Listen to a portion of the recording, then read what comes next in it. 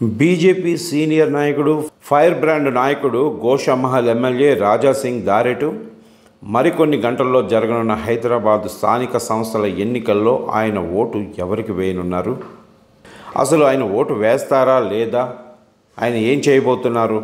ఇది ఇప్పుడు బీజేపీ నాయకులను కలవరపరుస్తున్న విషయం.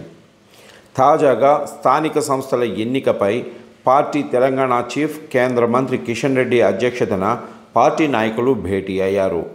ఓటు హక్కును ఎలా వినియోగించుకోవాలో వివరించారు. అయితే అత్యంత కీలకమైన ఈ సమావేశానికి హైదరాబాద్ పరిధిలో బీజేపీకి ఉన్న ఏకైక ఎమ్మెల్యే రాజాసింగ్ వస్తారని అందరూ అనుకున్నారు. ఎక్స్ అఫీషియో సభ్యుడిగా ఆయన ఓటు కీలకంగా మారింది.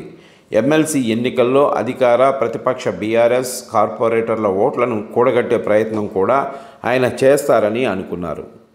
అలాంటిది కీలక సమావేశానికి రాజాసింగ్ డుమ్మా కొట్టారు. పోనీ సమాచారం ఏమైనా ఇచ్చారా అంటే అది కూడా లేదు. దీంతో రాజాసింగ్ తటస్థంగా ఉండిపోయే అవకాశం కూడా లేకపోలేదన్న చర్చ సాగుతోంది.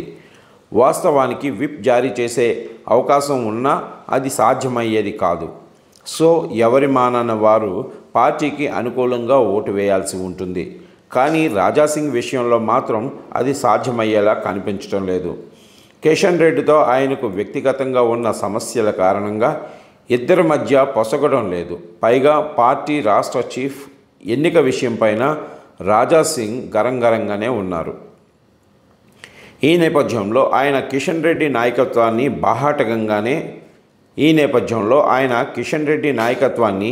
బాహాటంగానే దుయ్యబడుతున్నారు. పైకి కిషన్ రెడ్డి పేరు చెప్పకపోయినా అంతర్గత చర్చల్లో మాత్రం ఆయనపై నిప్పులు చెరుగుతున్నారు. పార్టీని నాశనం చేస్తున్నారని, కొందరికి ఊడుగం చేస్తున్నారని విమర్శలు గుప్పించారు. ఇలాంటి సమయంలో కీలకమైన ఎమ్మెల్సీ ఎన్నికల్లో రాజాసింగ్ ఓటేస్తారా వేయరా అనేది సందేహంగా మారింది. ఒకవేళ ఆయన తటస్థంగా ఉండిపోతే పార్టీలో అంతర్గత కుమ్ములాట మరింత పెరిగే అవకాశం ఉందని అంచనా వేస్తున్నారు.